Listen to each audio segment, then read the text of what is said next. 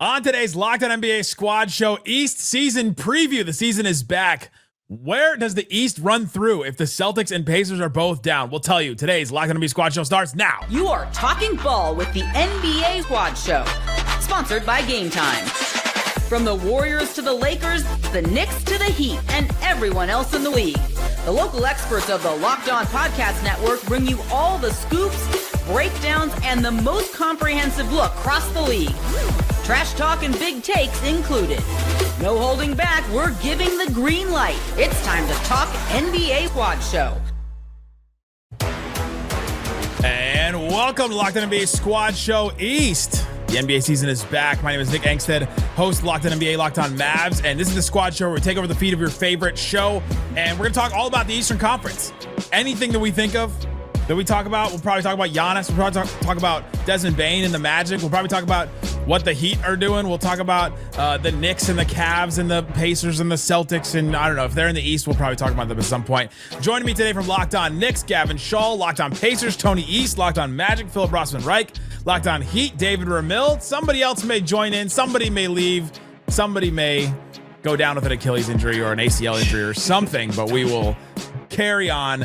Gentlemen, let's start here. We may end up somewhere completely different, but with the Celtics and, sorry, Tony, the Pacers both down with some major injuries this season, where does the Eastern Conference go through? Like, who's the team that you're like, all right, it goes through this team? Well, I don't know if it's one team, but I would say that all of us would probably say that there's a heavy favorite for the conference finals, and it's the Knicks and the Cavs. Would we all agree with that? Yeah. Absolutely. Yeah, and then they're both so good and were good last year. The Knicks made the conference finals. The Cavs only losing to the buzzsaw that was the 50-win Indiana Pacers last year, right? And they're both maybe better, right? And we'll see what the injuries look like in Cleveland, but the coaching change in New York, they made tweaks at the back of their roster. Like, the fact that the Pacers and Celtics fell off so far, we could talk about Orlando, and Atlanta may be sneaking up and like making things interesting, but it just seems like since the two of the top four last year fell off and the other two got a little better, I don't know how it can't be those two. The problem is, for the question asked, picking one of those two is quite challenging because the Cavs are the better regular season team. They always poop all over their leg when the playoffs start.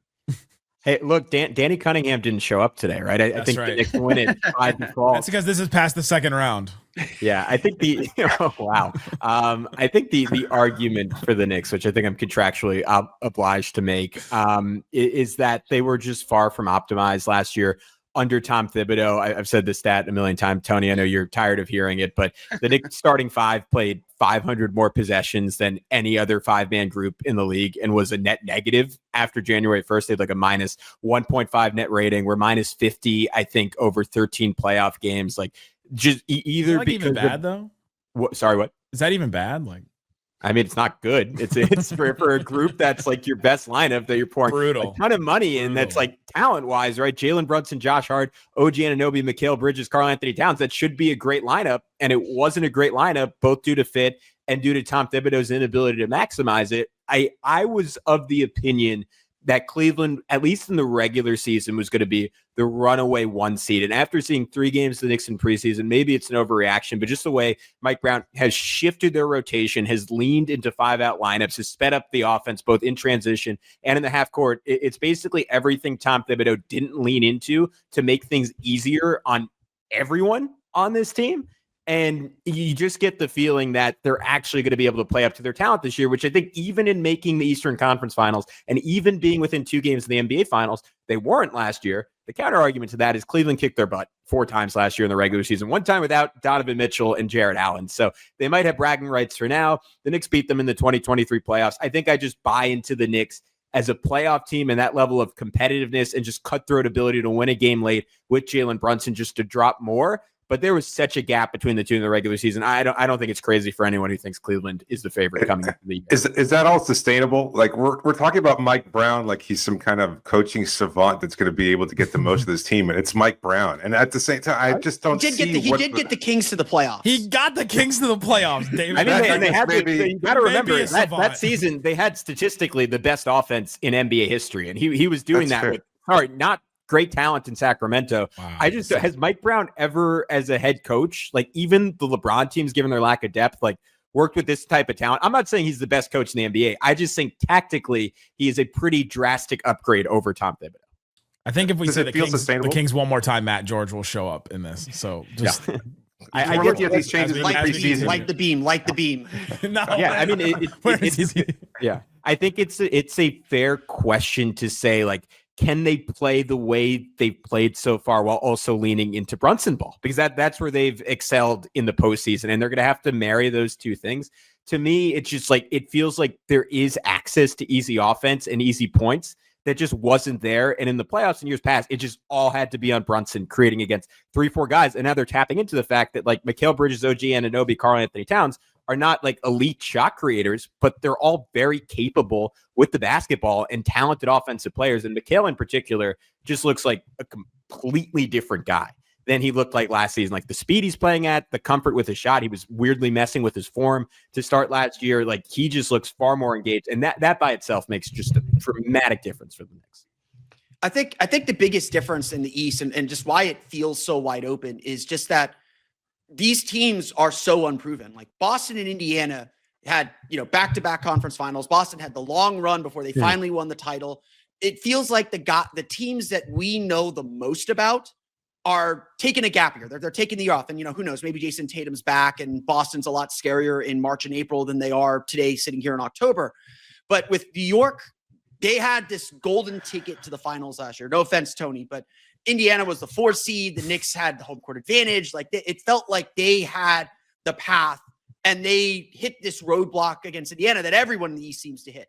Cleveland, obviously, out of the gates like crazy last year. One of the best offenses, one of the best defenses. They felt like they finally solved the problems that kept them from getting through, and they hit the roadblock. And so it just feels like, yes, Cleveland and New York should be and are the two favorites, but it feels like they have these playoff scars, these hurdles to get over that we just don't know. And the other problem in the East is every other team we just don't know. Orlando hasn't been out of the first round since 2010.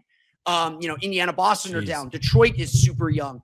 Atlanta, yes, Trae Young's been to the conference finals, but that's a completely different team. And they've got contract stuff hanging over their head with Trae Young's extension. Giannis is probably the best player in the Eastern Conference. I think we would all agree on that. But Milwaukee seems like they're a team in a bit of turmoil because of the way their books are situated and the roster that they have. It just feels like everything is wide open, not because there's not necessarily bad teams in the East. I think the East, the top of the East, not as good as the West, but is a lot better than people give it credit for. We just don't know what all of these teams are going to do and what they're going to look like in the spotlight. And it's just a thing of, you don't know till you know. You don't know. No, pick one. Pick one, Philip. Where does the East go through? I think it still goes through Cleveland. Cleveland, the reason, again, Indiana beat them. But I think the big thing for Cleveland has always been, how do we get our smallish guards to the playoffs healthy? And it just seems like something always pops up between their two guards that just slow them down just enough to make them mortal. And if they're healthy in the playoffs, they're going to be as tough as any team to beat in the entire playoffs, not just the East. I think we have forgotten one key point that I would like to add into the reason that I will pick the Knicks. The last time the Knicks and Cavs played each other in the playoffs, granted it was the Julius Randle Knicks, the Cavs got pantsed, embarrassed, laughed out of town. Like, they looked horrible. They looked truly horrible. The lights were too bright.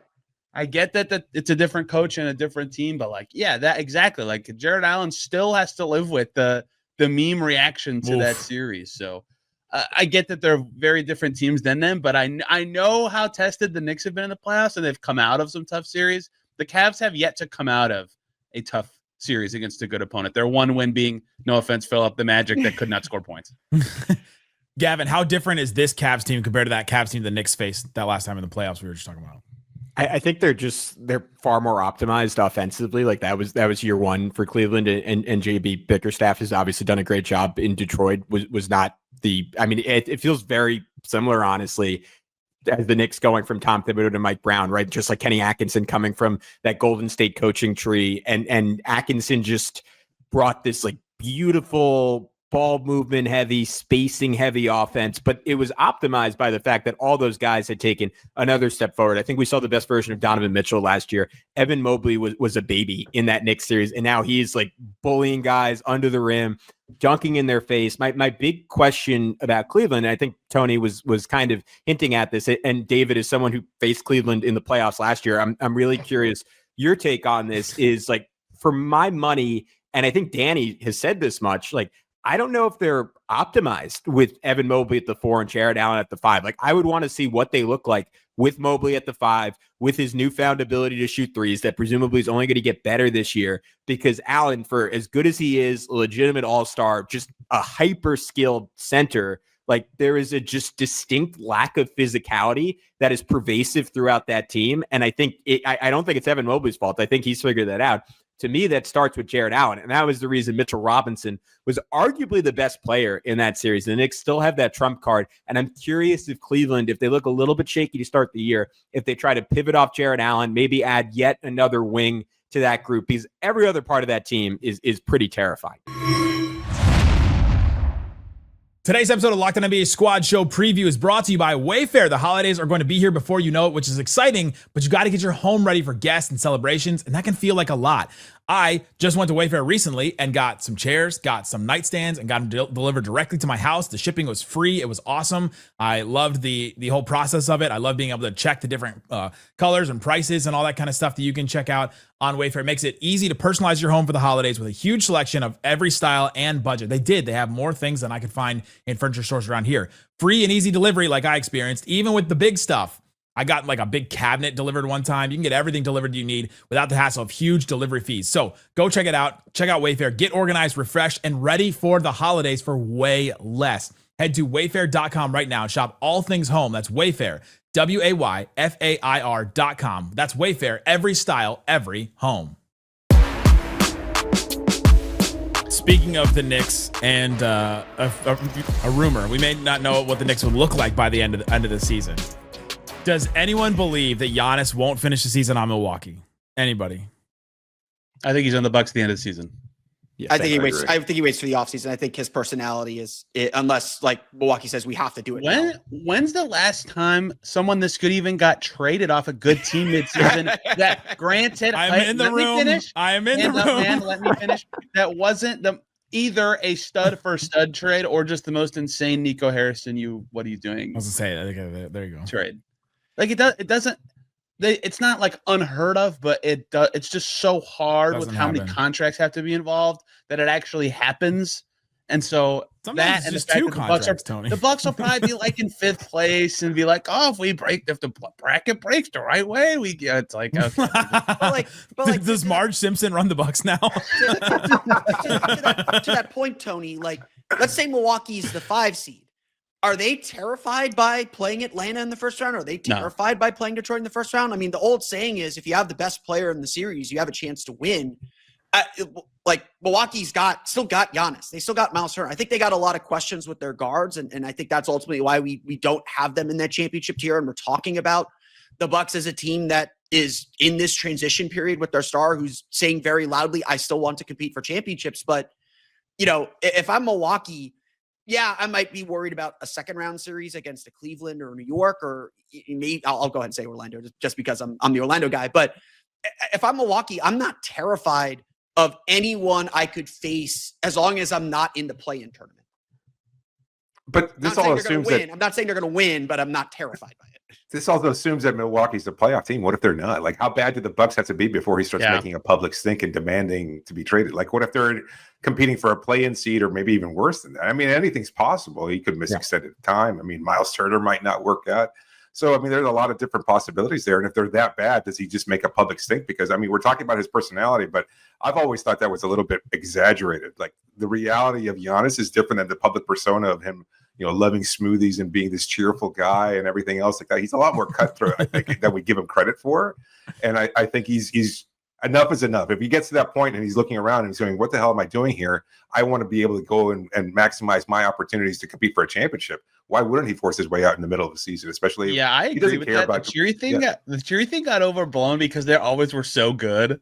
Like he had awesome teammates. It's like, yeah, okay, I'm so psyched that he said he's committed to the Bucks. Don't get me wrong, like small market, keep your star, but it's easier to say that when you think you might be good. Well, and he came out of nowhere in a way. Like we all saw him coming in a way, but like he was also like the happy to be here guy for a long time too, right? And now he's like established, won MVPs, won a title, been here, done that. How many games of Kevin Porter Jr. and Kyle Kuzma starting in the starting lineup next to him? Kuzma's not starting. Zero chance Kuzma starts.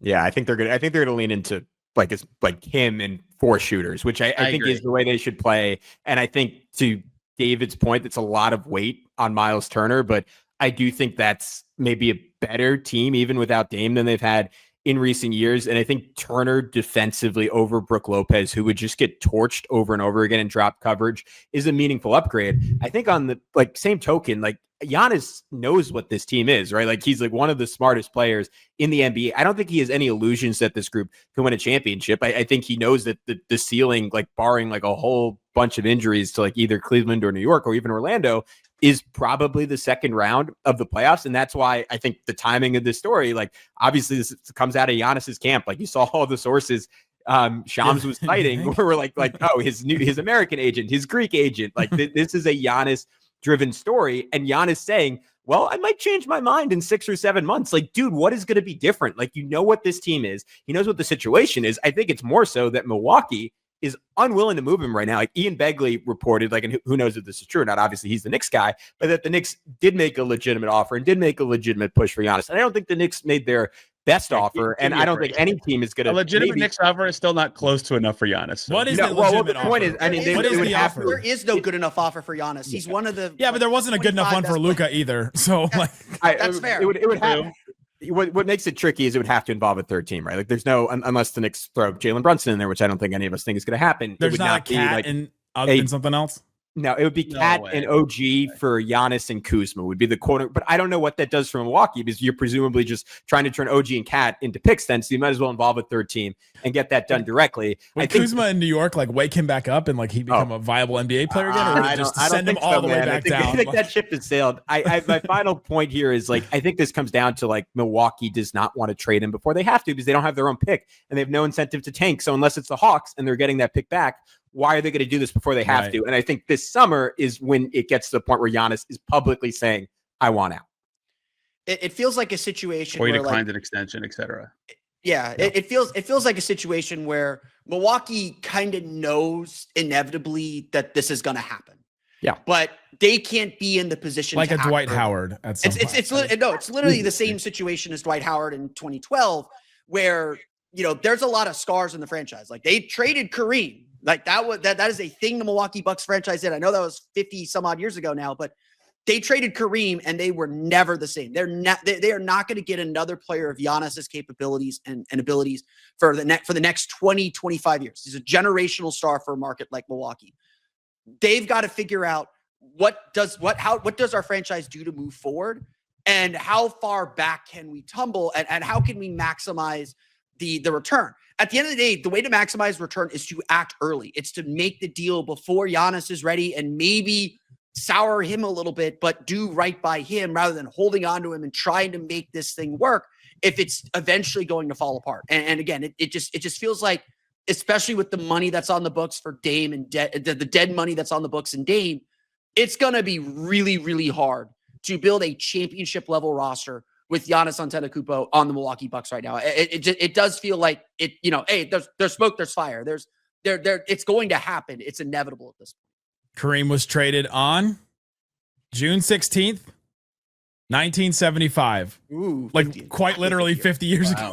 Quite literally 50 years ago. The other thing that for the Bucks that I hope that hits them at some point is the Thunder just won the championship. Traded away stars. Got to get the stuff that won them a championship. The Celtics before them traded away stars to get the stuff that won them a championship. The Nuggets, albeit to a different extent because of the Jokic pick, traded away Melo, Jamal Murray, and that. Like, it does help you if you do it right.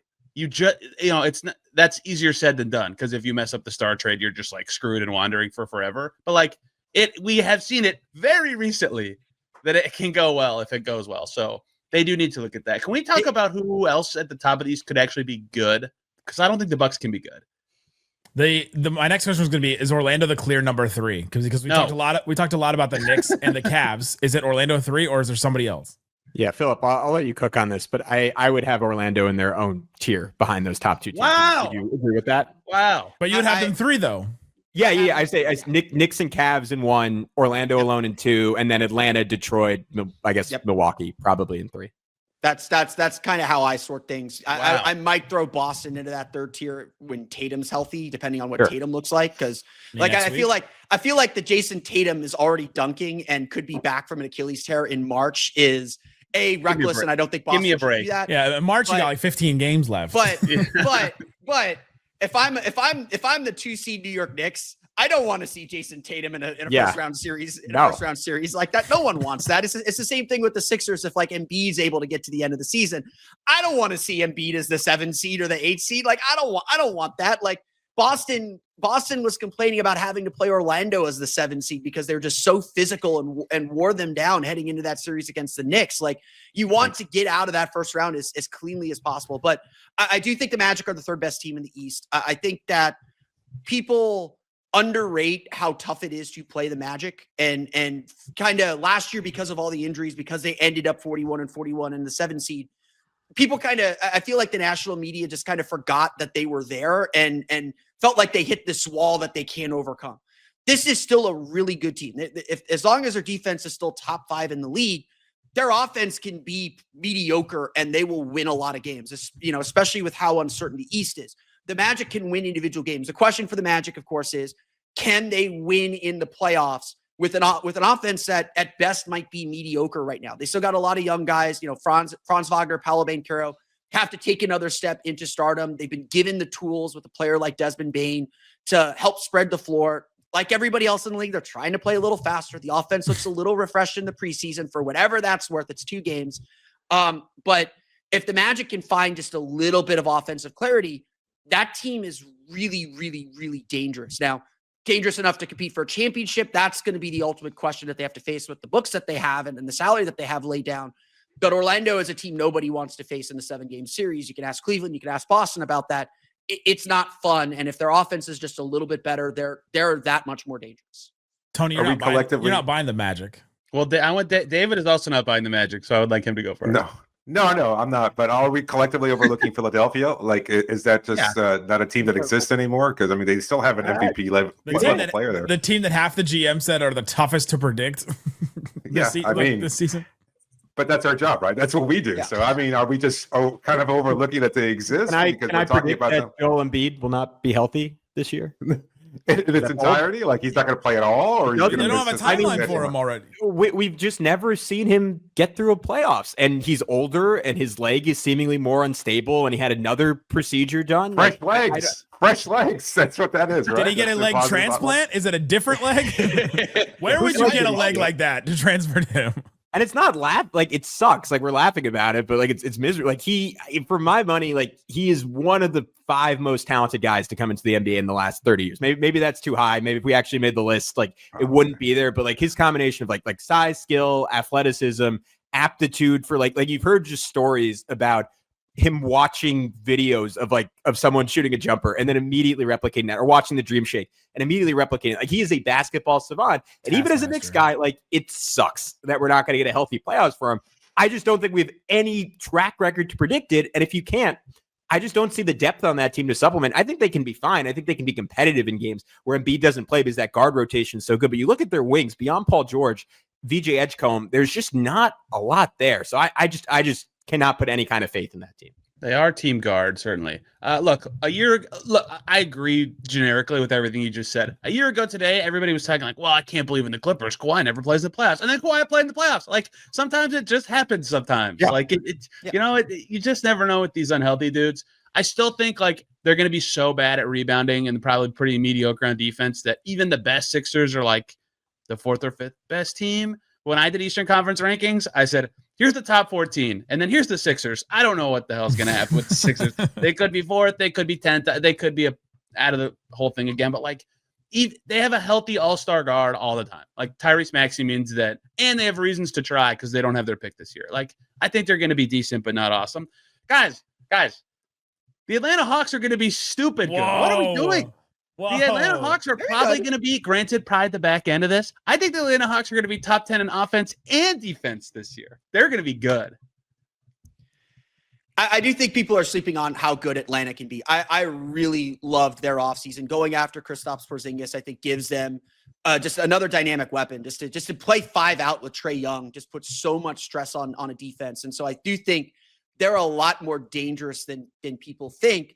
It's just going to be a question of, well, how good is Jalen Johnson is coming off of the injury? Like, is he the future all-star that he looked like last year before his injury? And can he get through a season? Can Kristaps Porzingis get through a season and get to the playoffs? It's Trae Young, who I think is a lot more unselfish than people give him credit for. He plays a specific type and style of basketball. He's going to have to sacrifice to make that team better. Is he going to be able to do that? And so I do wonder, yes, Jalen Johnson's a good player. Kristaps Porzingis is a good player. I think Dyson Daniels can take a leap offensively as well. Do they have enough offensive diversity to be a real threat, or is it just going to be the Trae Young show? And the Trae Young show can get you pretty far, especially with the talent they have now, because, again, Trae Young is probably going to lead the league in assists again. But do they have enough? And, when you get into a playoff series, can Trae Young overcome his do they have enough defense around Trae Young to overcome Trae Young being a mediocre defender at best? No, and that's probably they don't. No, they don't. Yes, they do. Where? Who are you counting on to be the Walker, Luke Kennard? All these players mean nothing to you? You're hinging your faith in Atlanta on Kristaps Porzingis? I just named 4 other players besides Kristaps Porzingis. I get it. Is that enough? Like, what's the right team to build around Trae? Like, I think this is it. Honestly, this is not a great Granted, probably a tier better player at every spot, but this stylistically is it right now. Yeah, basically. I mean, Dyson Daniels, at this point, right, as good of a point of attack defender as there is in the NBA. That's kind of step one. Jalen Johnson, Zachary Ricochet, flying around behind him. KP when healthy, if not an elite rim protector, a very good one. I do think, man. Okongwu's awesome. I think this is a really good template. About Porzingis is that it hides Okongwu a little bit more. Yeah. And what's that? Is that? It's the music of Matt Moore. Oh, brother. He needed to come in. He was here early for the West one, and he demanded that he come in and weigh in. I'm an hour off because Nick Angstadt uses Central Time, the only human with the West group. I used Central. I should have used Pacific. On the only time. I just want to drop this and go ahead and leave. You're talking about Kristaps Porzingis. Look back at the history of what happens when the Boston Celtics are done with you. Go look back and see how often that works out well. Like Kyrie Irving? They've let go of somebody, and then that person goes to the shadow realm. So you need to be very aware when you talk about Porzingis that he will not be around. Is it like the box from Game of Zones back in the day where? Yes. That is it. Now I'm out of here. Get me out of here, Nick. And we don't know what his illness was last year. Still, the post-viral infection. I don't know. Elbow from, but he looked good in international ball over the summer. No, he looked like himself. Yeah, he did. Yeah. We're still all in the Hawks. I think they're very good. I have them a tier. They're good below value Atlanta. bet. If you're with our friends, I think they're going to be better than the Magic. Probably a good value bet to me. Today's episode of Locked On NBA Squad Show NBA Preview is brought to you by FanDuel. FanDuel Sportsbook is all kinds of props and odds, things that you can use to get in on the action. NFL season is here and NBA season is around the corner. FanDuel has a deal that you won't want to miss. If you're a new customer, you can bet just $5 and you get $300 in bonus bets if you win to use across the app anywhere. So put it on something that you absolutely think is going to happen. So check out a game where you think, I'm going to put the money line on the Thunder winning that opening night game against the Rockets on ring night, or maybe the opposite because teams don't usually win on ring night. You can also look at some of the over-unders on the regular season wins. So my Dallas Mavericks, 40.5 is their over-under. I'm taking the over on that. You think Anthony Davis, Cooper Flagg, and all of them are not going to be over 500 this season? Come on. Even if Anthony Davis misses 20 games or something like that, which I get it. Rockets also 52.5 over-under. I know they lost Fred VanVleet, but you add Kevin Durant to a team, and they're not going to go over the wins that they had last year. That's interesting. Go check it out on FanDuel. What are you waiting for? Visit FanDuel.com to download the FanDuel app today and get started. FanDuel.com. Please gamble responsibly. I just like that Matt got his own intro music. I'm just a little scared, Philip. Jalen Suggs is still hurt. I love Desmond Bane. He's from Indiana. I don't think he's quite like the offensive additive that everybody says he is, even though he's a great shooter, which the Magic specifically need. I just don't think the Magic's offense is going to be good enough to have them in a tier by themselves. I still think they're a top 4 team in the East. So but they're going to be top 20 at least this year, right, Philip? Top 20. They're going to do that. They can do that. Yes, I still think. I know. Wait for everyone. For everyone listening, Philip, when's the last time they were top 20? Dwight Howard was on the team. Philip, you were the one who told me this stat, but I also just want to point this out. Last season, they had the second worst 3-point shooting percentage as a team in the last 25 years in the NBA. So they can only go up from there. And I know I asked you this like when we did a little crossover, but to me, like this is the swing factor. Like what's the latest on Franz Wagner's jump shot? Because to me, like if he is the 3-point shooter he was early in his career and you have Desmond Bane, like I actually don't, I know historically they should be a below average offense. I don't really see why beyond like PTSD, they should not be a top 15 offense next year. Yeah, I mean, the hitch is gone. That's the good news. He didn't shoot the ball particularly well at Eurobasket, but it was just very streaky. He like I think in the group play, he was 6 for 13, 6 for 14 from 3, which was like super encouraging. And then in the knockout rounds, he was like 3 for 15, 3 for 16, something like that. So I think that the Magic don't need Franz to take a ton of threes anymore. Like last year, him and Paolo led the team in 3-point attempts per game. Like they had to take all the threes for the team. It was just the only way they could function.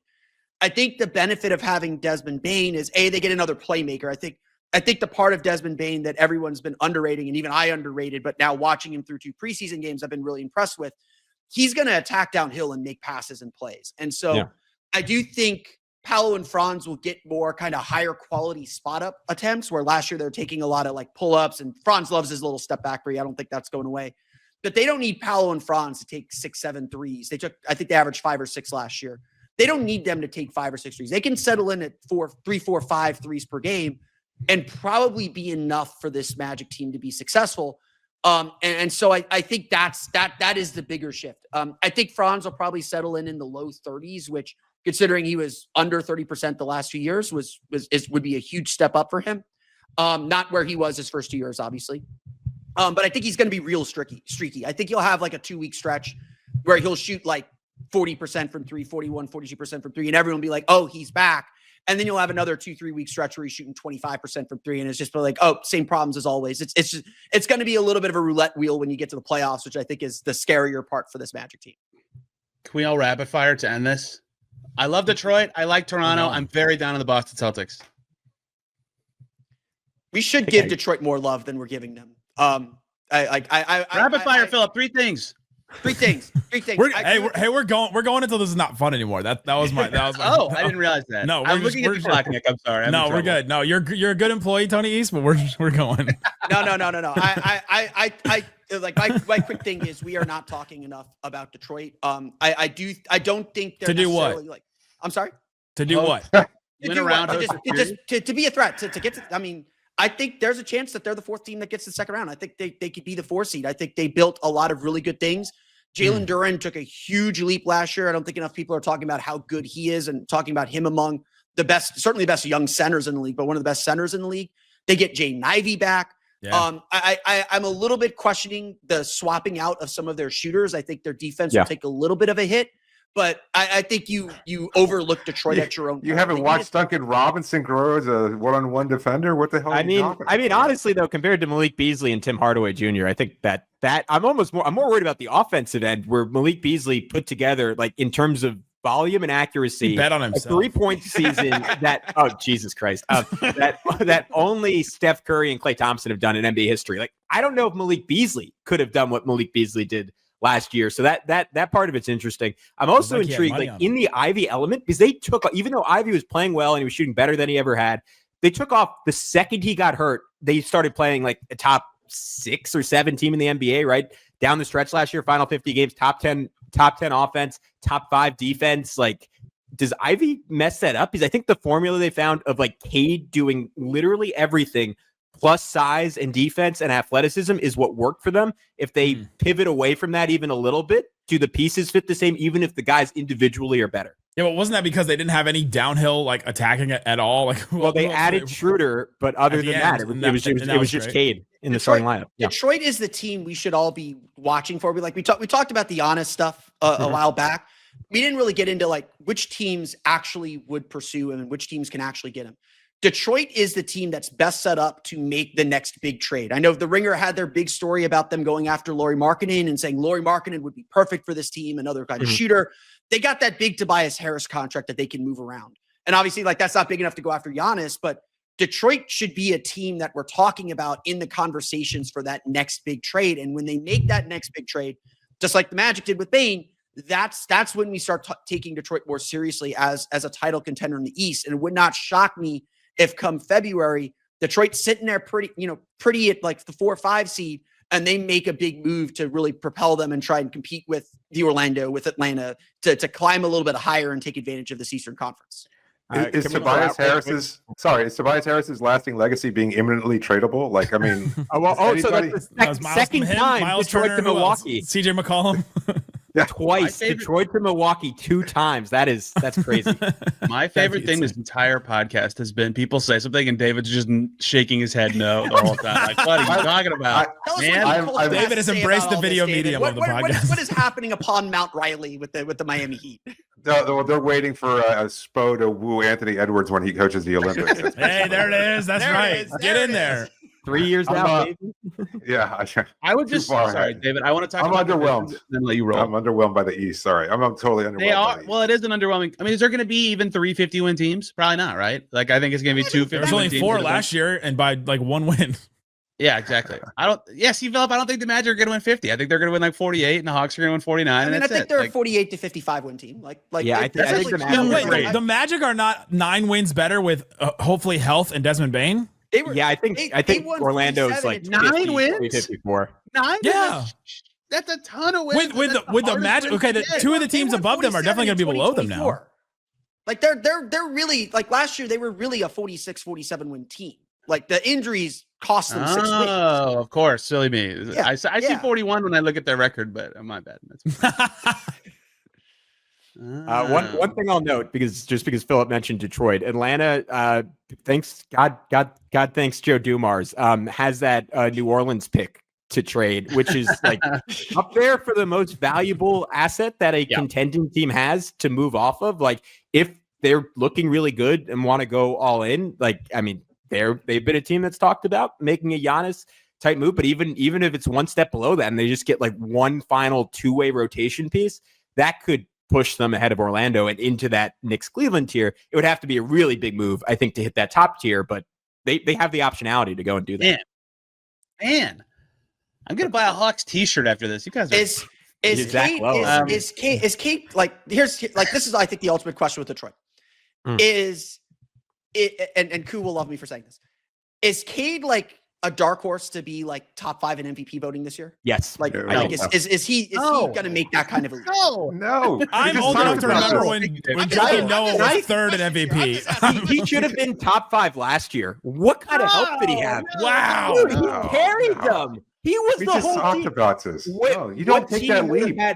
Can you just tell me the team that would, like, outside of Jokic, obviously, like, what team would have had a bigger drop off without their top player than Detroit last year? They would have been one of the worst teams in the NBA without Cade Cunningham. Cade was tied for 7th in MVP voting, so it's not like he wasn't that far off. He wasn't that far off of it. Yeah, I would have had him top 5. I don't know.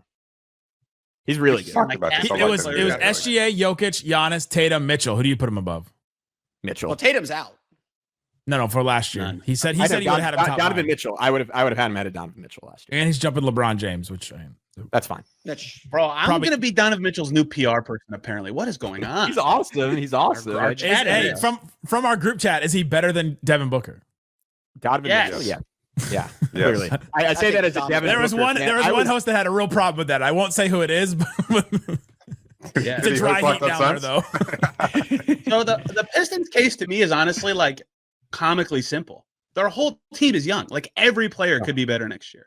And if everything else, like, even if everything else is exactly the same and they have like very similar style and everything, like, that alone is 3-4 wins. Like that's 100%. that might be a 50-win recipe. I don't think it is, but it might be. David, you keep shaking your head.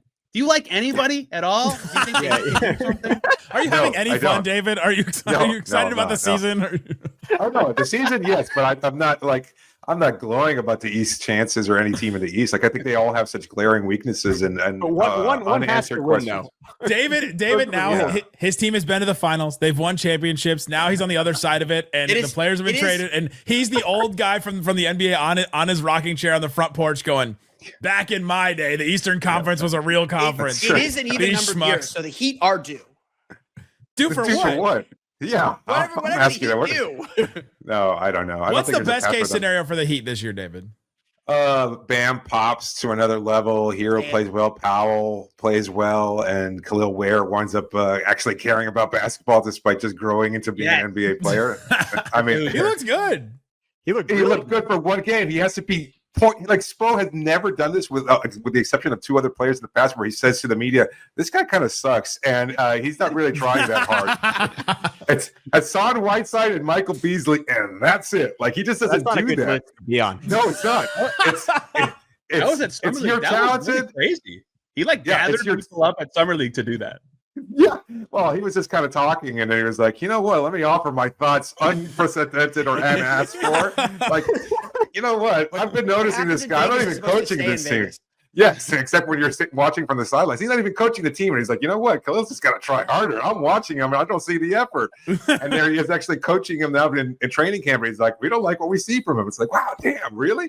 So, I don't think he's much of a believer, but it just takes him lighting a fire under Ware's ass in order for him to kind of have these monster games.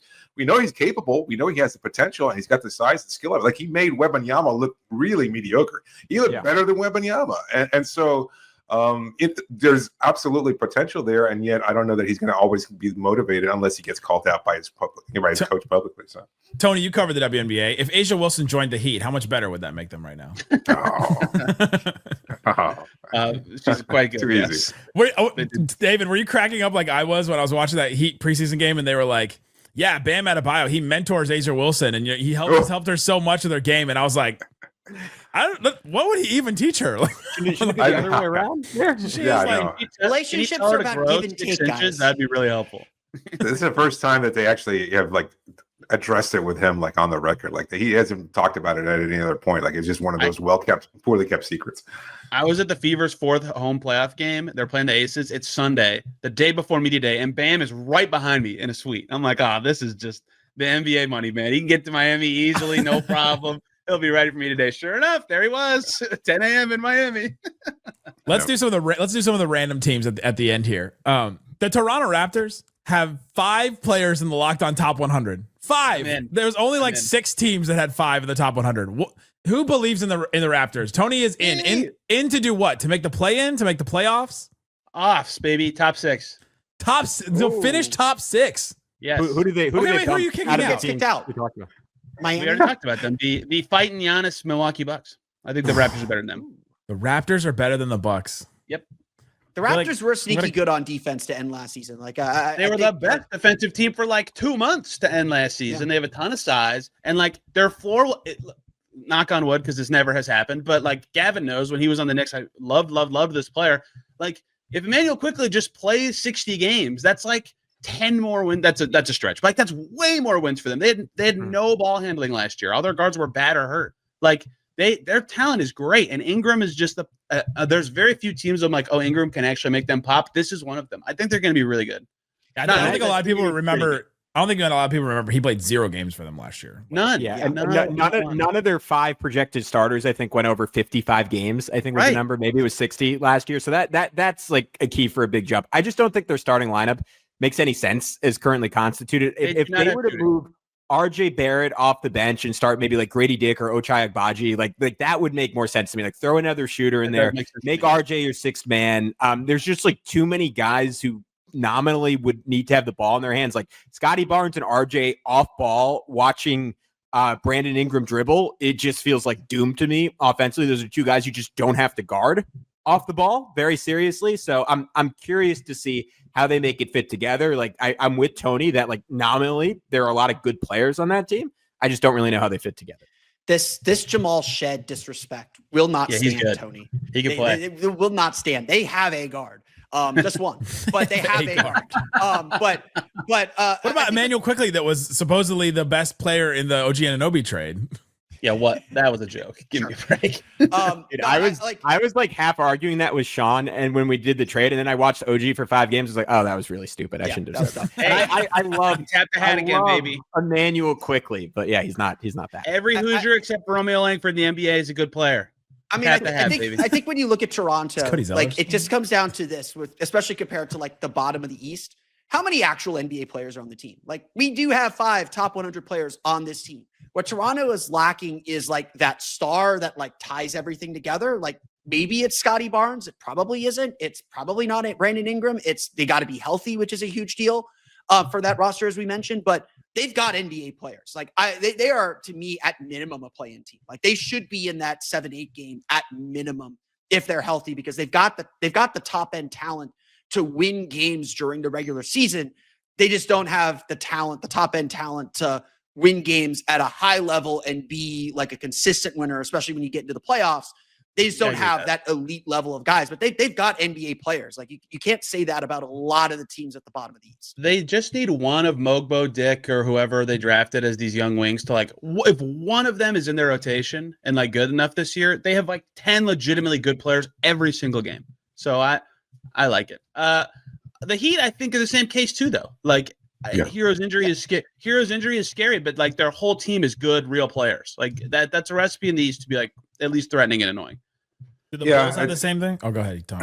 No. The Bulls, no, I don't see that. I mean, the Bulls are risking not being a basketball team in February when they trade. Is that right about the Heat, though, David? Right? Like, real they got NBA players.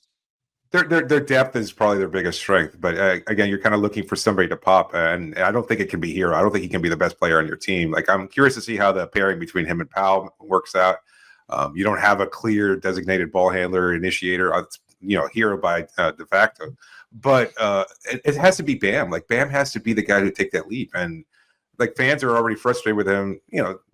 Fans being fans, they hate the contract, etc. He's just a glorified role player. It's just that he does so many things well. They kind of overlook those little things, and then he just doesn't score enough. And so they need him to be more productive. And I think that's where he can really carry this team. It's his team now. No Jimmy Butler. There's no other excuses here. You had the emotional hangover from last season. You've got to be able to find a way to kind of move on past it. And he has to be the one to kind of take this team to the next level, whatever that level might be. So I mean, they could be the Raptors, though, right? It's like they need Bam and Scotty to be what they're paid to be, right? And then they'll be good. Absolutely. The Hornets, is it the same thing for LaMelo? They need him to be who he's paid to be. No, I think they've gone the full LaMelo experience. I don't know what you're talking about. I kind of want to believe in the Hornets, but I can't. I just can't. They're not good. No. Charlotte. I mean, LaMelo needs to be a winning basketball player. Like that's like he needs to actually. I mean, he's got to fill up a stat sheet. He's going to play well. Okay, somebody drop a 6'7" reference here. I was holding one in, David, but now I won't do it. What about future? I should be the one to mention it. What about future Team USA member Con Knippel? He's a rookie. You guys heard that Bill Simmons was like, I'm predicting that Con Knippel will make Team USA in 2028. I was like, in 28? What a weird prediction, and also so funny.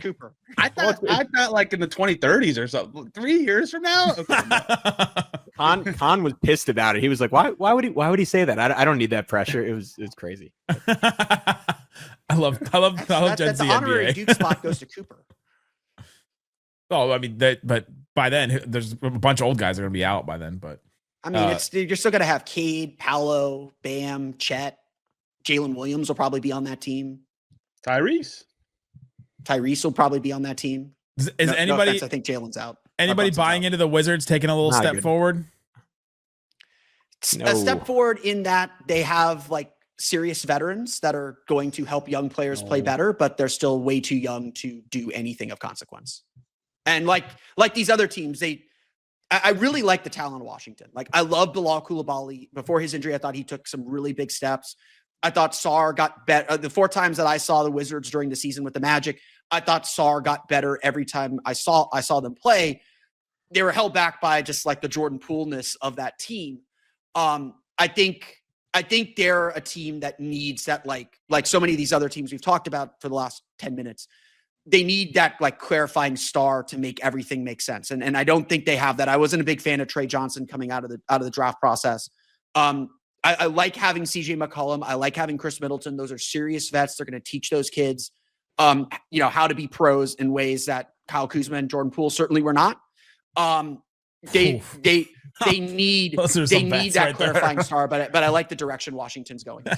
That was your introduction to the NBA. Your vets were Jordan Poole and Kyle Kuzma. They had Marcus Smart, Malcolm Brogdon for part of the season. There were some other guys. Oh my God. Is there a team we haven't talked about? The Brooklyn Nets. Boo. One of us is going to be getting a 10-day from them at some point this season. Yeah. So. Yeah, they're really bad. That's your On third purpose, team. though. That's your third team in all these trades we're talking about, though. Like They are going to be praying that any one young player looks a little better than last year. That's it. That's pretty much the whole season. Yeah, but they should be a third team, but they messed that up this offseason. Like they could have been a third team. They like did a couple times. I don't know what did they get this offseason for all their cap. I mean, they got Porter and a first, Trey Man, and two really good picks. That seems good to me. They got 5 first-round picks. 5 rookies. Yeah, they're none of whom are good, apparently. None of them are. Yeah, their draft specifically was They're all bad. rotation level. They're all maybe rotation level. Yeah. Brooklyn's going to be the worst team in the East. Can we all agree on that? Easily. Yeah. No, I think Charlotte could be worse, right? Charlotte could be worse than Brooklyn could. No, Charlotte has Charlotte's got players. real NBA players. Like Brandon Miller. Yeah, they also won 19 games last year. The Bulls are going to lose every game. Like injuries are the only thing that who we missed. We got everybody right. Any of We've these talked teams about face everybody. injuries, they fall apart completely, and then they tank because they don't. It's about more valuable for them to sit guys instead of trying. No, I think Brooklyn. I can't think of one interesting thing about Brooklyn. Wow. Other than That end it. Other than I can't think. Even like Cam Porter, like being unleashed to not care. Think about Brooklyn. Think about all the Uber rides that are going to be taken by Michael Porter Jr. this year. All of those will be interesting. That's like the 10th most insane thing he said in the last 2 months, and it was like ridiculous. It was like the most innocuous thing he said on like all the lead up to the season. He said it on media day. So dumb. All right, that's what the East goes through. There's a link in the description where you can find all these great shows: Locked on Knicks, Locked on Pacers, Locked on Magic, Locked on Heat. Any single team going all throughout, and his local experts, like you've heard here, all the time on it. If you disagree with some of us, go back to those shows and report back and see what those hosts say about everything that we just said here. Guys, thanks so much for hanging out with us on Locked on NBA Squad Show East.